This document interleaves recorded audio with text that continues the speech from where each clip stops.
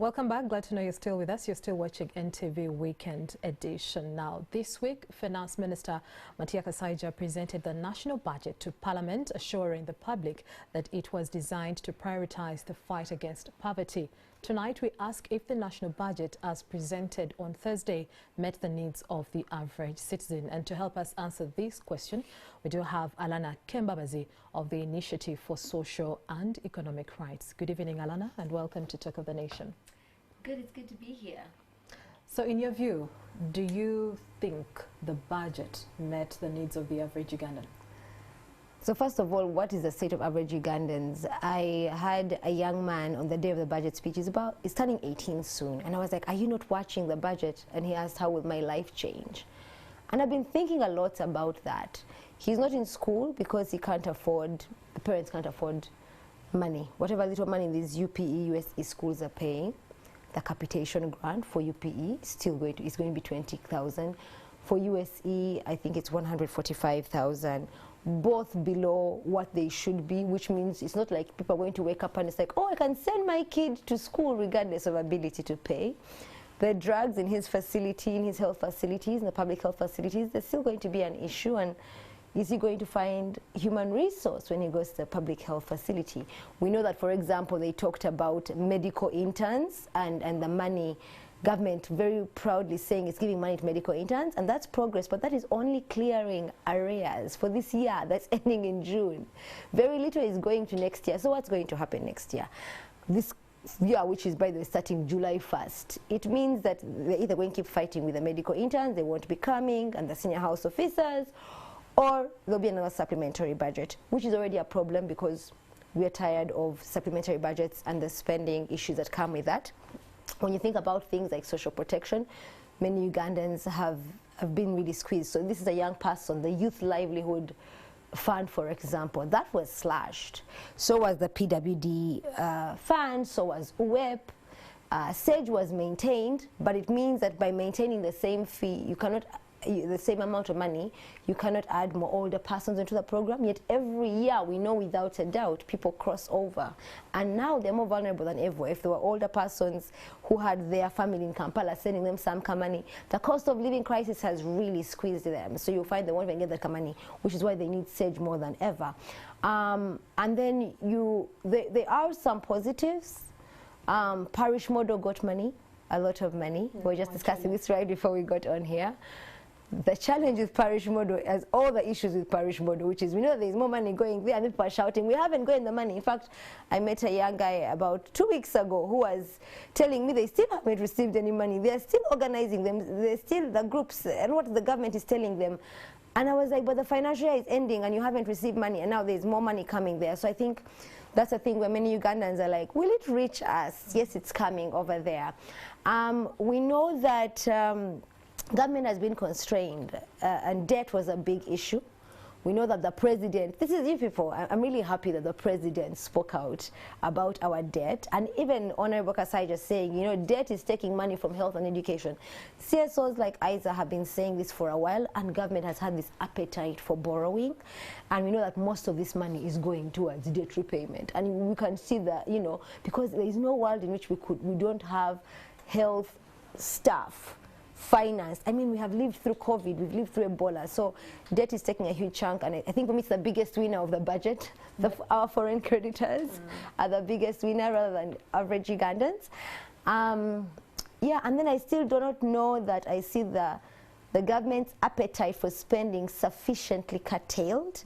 They've talked about these are difficult economic times, so then I would expect those other budgets for our very esteemed leadership, like the Speaker, the President, you know, the ones that have things that we struggle to understand, like clothes, bedding, those budgets to have really been cut like all the way down.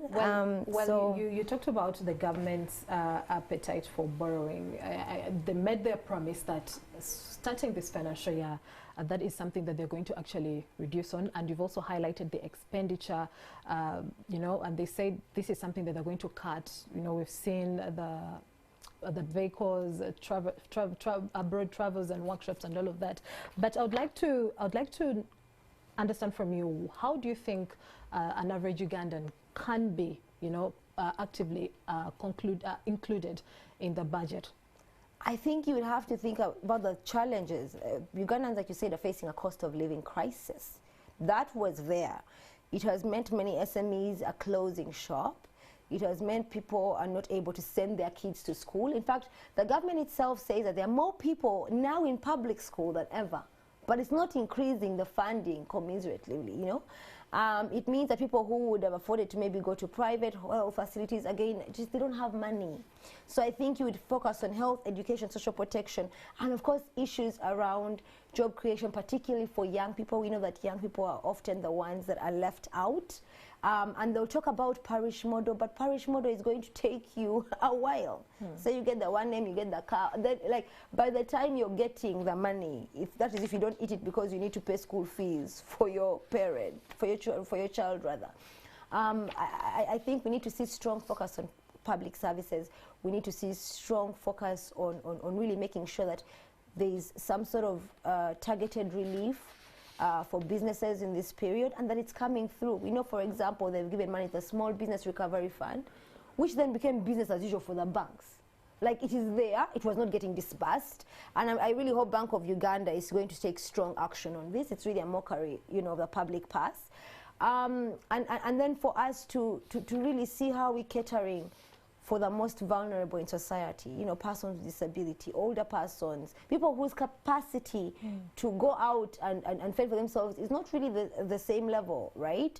And therefore need to have that extra support from government.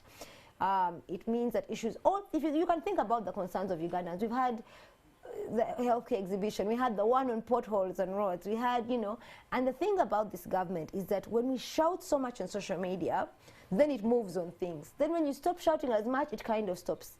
If you look at health, the maintenance of oxygen plants, 2021, 2020, you know, last year I was really shouting because we lost so many people because you are not maintaining oxygen plants. How much are you giving? So little. In fact, in one vote, it's like 0. Then you go and check again, it's a very small amount. And you're like, but you learned this, you saw this before. So I think and ISER had actually a Twitter space on this. It asked people, is this a pro-person budget, pro-people budget?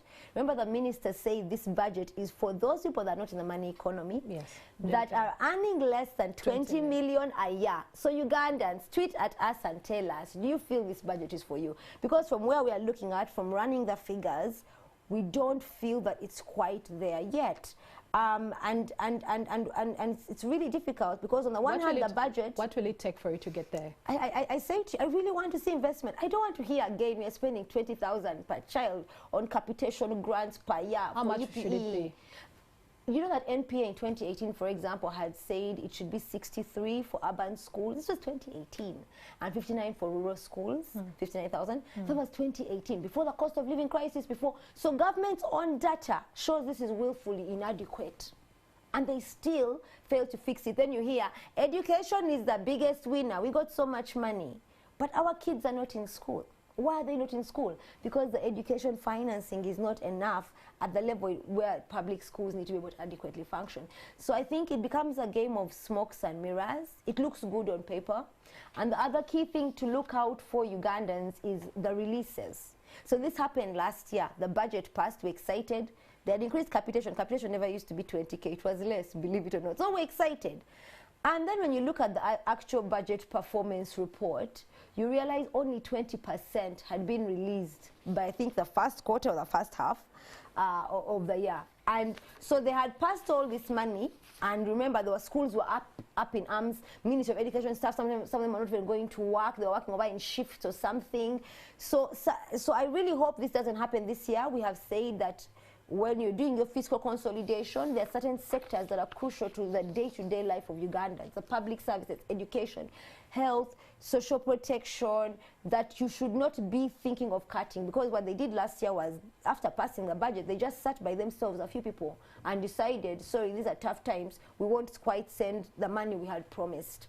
Local governments, people have talked a lot about decentralization. Many of our services are decentralized. Are we funding our local governments enough? Because that's where the people are. The ones you want to really cater for in this budget is not necessarily Allana here in Kampala. It is when I was calling people in the villages who are there, and now their biggest thing is we have coffee. now it's coffee harvesting season. We are drying the coffee.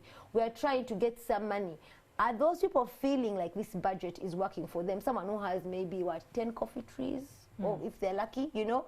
That is what the PDM money is actually looking to address. But where is the PDM money for this person? Because I can tell you that in some of the places I've been to, there's been no PDM money yet. Let's not, you know, and even then when it comes, there've been so many issues about PDM. ISER has a whole piece of research around it.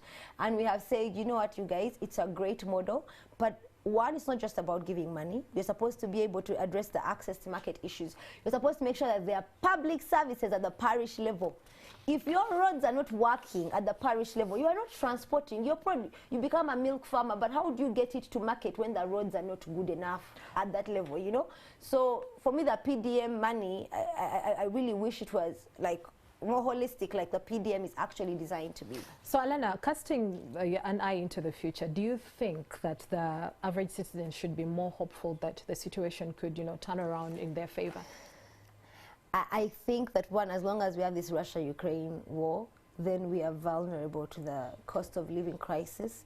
It's been external. We also have climate change. Even now, many Ugandans will tell you that this is the second season in a row where they're making losses. Those who grow beans, the rains came heavy, spoiled the beans. Then we had sunshine that stayed for a while. And so climate is an issue, and I'm glad they're talking about solar-powered irrigation in here and others. And I'm yet to see how the average small-scale farmer is getting, well, you know, is actually able to access some of this. So climate change and cost of living crisis are big challenges for us and may make it harder.